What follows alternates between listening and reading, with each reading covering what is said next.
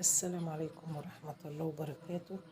رقيش السوق يا جماعة بطريقة سهلة وبسيطة واقتصادية جميلة فعلا، على قد ما هي دايبة على قد ما هي ناشفة وجميلة. وشوفوا صوتها في منتهى الجمال، دليل انها ناشفة وجميلة. تعالوا بقى نتفرج ونشوف هنعمل ايه. انا معايا كوبايتين مية، كوباية ونص مية، معلش اسفة. وضفت عليهم 4 معالق سكر ومعلقة خميرة، معلش المقطع اتحذف. وقلبناهم ونضيف عليهم كوبايتين زيت وسمنة، زي ما انت عايزة تعمل. عايزة تعملها بزيت ماشي، عايزة تعملها بسمنة خالص ماشي. بس الزيت بيديلها، بيخلي العجينة ناشفة كده ومقرمشة. ورحنا جايين مقلبينهم في بعضهم، مع بعضهم كده زي ما انتم شايفين. ورحنا جايين ضايفين عليهم الدقيق بتاعنا، كيلو دقيق كامل.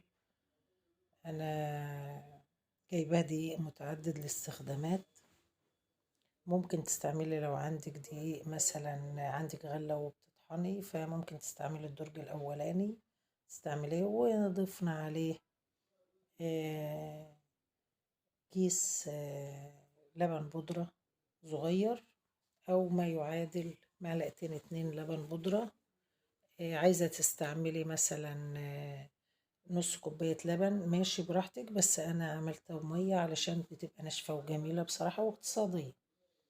وضفنا مع الدقيق ذرة ملح، واديناها العجنة اللي انتوا شايفينها دي. طبعا ما احتاجتش اي حاجة تانية.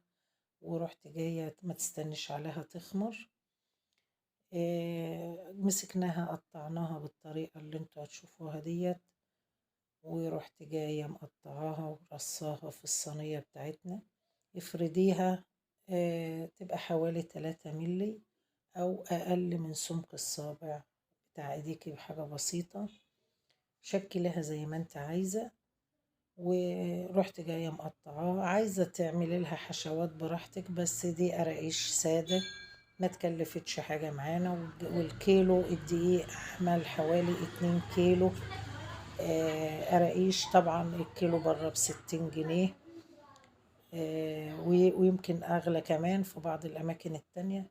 فإحنا وفرنا كتير. الحكاية كلها ما تكلفتش معايا 50 جنيه، ادت معايا الكمية اللي هتشوفوها ديت. طبعا احنا بنرصها نقربها من بعضها، لأن هي ما بتفردش. عايزة تحط لها بقى معلقة سمسم براحتك، معلقة شمر براحتك، معلقة كمون براحتك. شكلها زي ما انت عايزة. عايزة تحشي بعضها بعجوة احشي براحتك كده. بس هي ديت قراقيش سادة مع كوباية شاي أو كوباية لبن الصبح كده، أو الأولاد ياخدوا منها معاهم. الكمية اللي انتوا شايفينها دي يا جماعة عملت لي كمية كبيرة فعلا. ورحت جاية مسوياها على درجة حرارة 180. وبعد ما احمرت كده، لو عايزة التحميرة من فوق خفيفة نديها دقيقة كمان. لكن انا كنت مشغلة الفرن فوق وتحت، وادتنا بصراحة كمية، شو الكمية ديت من كيلو دقيق، كمية كبيرة وتنفع في البيت. إن شاء الله تعجبكم ويكون فيه شير ولايك. والسلام عليكم ورحمة الله.